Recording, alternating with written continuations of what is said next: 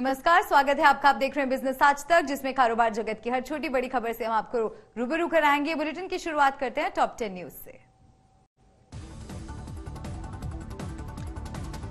KPMG 2022 India CEO outlook सर्वे में 66% भारतीय CEOs ने अगले 12 महीनों में मंदी की आशंका जताई। दुनिया भर में 86% सीईओज को अगले 1 साल में मंदी की आशंका।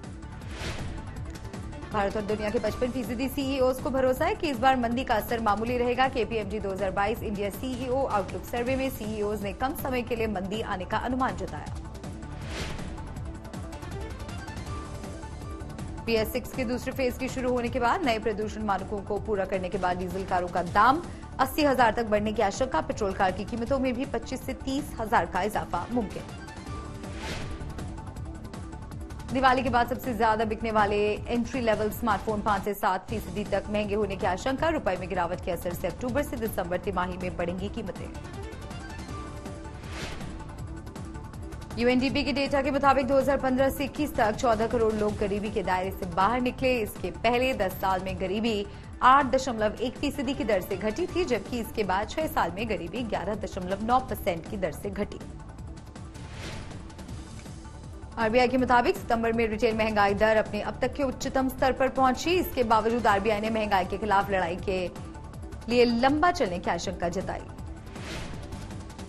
अगले 1.5 साल तक महंगाई से लोगों को राहत नहीं मिलने की आशंका। सरकार को महंगाई कंट्रोल न करने की वजह सप्लाई की कमी को बता सकता है आरबीआई। डिफेंस एक्सपोर्ट में भारत की बड़ी छलांग लगाने की तैयारी। रक्षा मंत्री राजनाथ सिंह ने कहा कि अफ्रीका समेत दुनिया के कई देशों को 35,000 करोड़ रुपए तक के हथियार और ड्रोन्स बेचे जाने की तैयारी। भीलवाड़ा राजस्थान के उद्योगपति पंकज ओस्तवाल बने तेरापंथ प्रोफेशनल फोरम के राष्ट्रीय अध्यक्ष। तेरापंथ प्रोफेशनल फोरम में डॉक्टर्स, इंजीनियर्स, वकील, सीए समेत 7,000 प्रोफेशनल्स हैं। मंदी के बावजूद विस्तार योजना के तहत फैट टाइगर ने कानपुर में खोला अपना नया स्टोर। 200 नए स्टोर्स खोलने की योजना के तहत जारी है कंपनी की विस्तार योजना।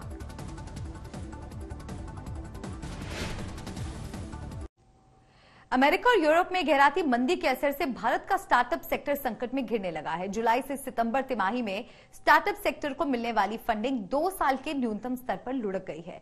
इसकी वजह से इस साल स्टार्टअप्स में जारी छंटनी की रफ्तार ज्यादा तेज होने की आशंका बढ़ गई है।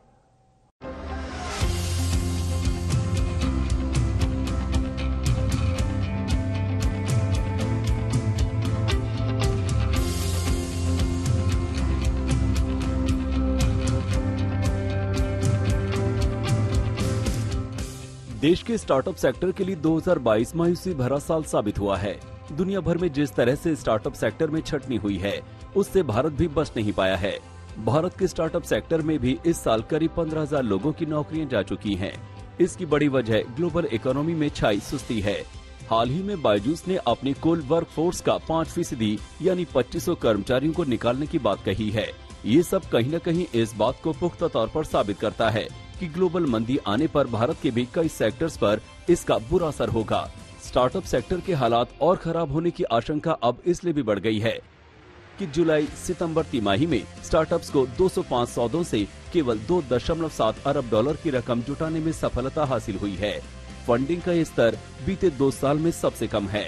वैश्विक स्तर पर देखें तो क्रंच बेस के मुताबिक जुलाई सितंबर तिमाही में वेंचर फंडिंग 81 अरब डॉलर रही है, जो जुलाई सितंबर 2021 के 171 अरब डॉलर के मुकाबले 90 अरब डॉलर कम है।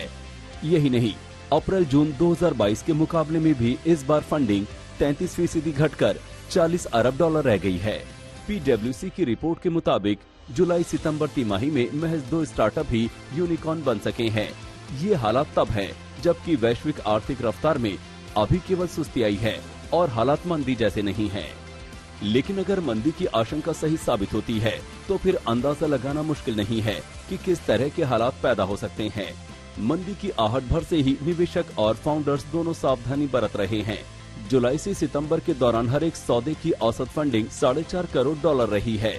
इस तिमाही में दुनिया भर में महज 20 यूनिकॉर्न बन पाए हैं। रिपोर्ट में कहा गया है कि निवेश के सभी फेज में गिरावट देखी गई है, जिसमें शुरुआती फेज से लेकर विकास तक शामिल है। स्टार्टअप्स के सामने संकट इतना गहरा चुका है कि कई सौदे मंजूर होने के बावजूद अगर शुरू नहीं हो पाए हैं तो वो पूरे नहीं हो रहे हैं। यही नहीं, फंडिंग अगर मिल भी रही है तो उसमें नई शर्तों को जोड़ा जा रहा है और कुछ मामलों में फंडिंग की रकम को घटाया जा रहा है। अगर इस साल फंडिंग का ट्रेंड देखें तो जनवरी मार्च तिमाही में 506 सौदे हुए, जिसमें करीब 12 अरब डॉलर आए थे, लेकिन तीसरी तिमाही में सौदों की संख्या 334 रह गई और केवल 2.7 अरब डॉलर आए हैं। फंडिंग में कमी का ये सिलसिला अगले 2 से 3 साल तक जारी रह सकता है। इसकी एक बड़ी वजह लगातार बढ़ती ब्याज दरें हैं, जिनके अगले साल के आखिर तक इसी तरह बढ़ने की संभावना है। ऐसे में अगले साल अगर मंदी की आशंका सच हो गई तो फिर स्टार्टअप के लिए फंड जुटाना ज्यादा मुश्किल हो जाएगा। वैसे भी IMF और वर्ल्ड बैंक दोनों ही खतरनाक मंदी आने की आशंका जाहिर कर चुके हैं। आदित्य केराना, आज तक।